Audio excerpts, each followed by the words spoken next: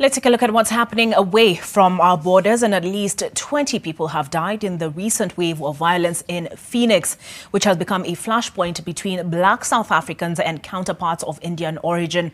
A 31-year-old man who was killed in the nearby town of Phoenix has been buried in Durban, with his death bringing to the fore the racial undertones in the South African protests. Loud sobs drowned out DJs sounding from speakers as a flower-covered coffin arrived for a funeral service in South African township where locals of Indian descent clashed with black counterparts during recent riots.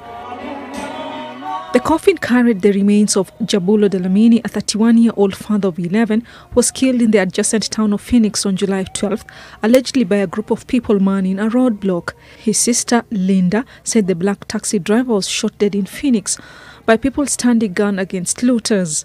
They start beating him harder and harder. He woke up and ran. When he was trying to run, because he noticed that he was being attacked, he was shot in the head and then he fell. After that, they continued to beat him. He's got so many scars, even in the head. By the time police intervened, the attackers were preparing to set Dlamini and other severely injured friend on fire. The pair was rushed to hospital where Dlamini was pronounced dead. His siblings struggled to recover the body, barred by armed groups patrolling roads into the town. In Phoenix, the protest led to allegations of racism after at least 20 blacks were reported dead last week. The situation was very bad there. They were killing just everyone. Everywhere. They had axes in their head. They told us as we approached Phoenix, go back, go back, go back.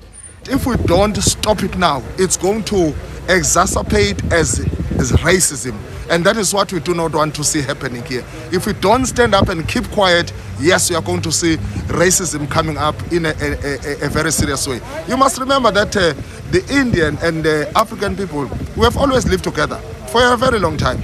There is no need for us to be fighting. The ones that actually murdered, the ones that torched vehicles, need to be brought to books. Justice needs to take place. But you cannot brand all Indians are racist.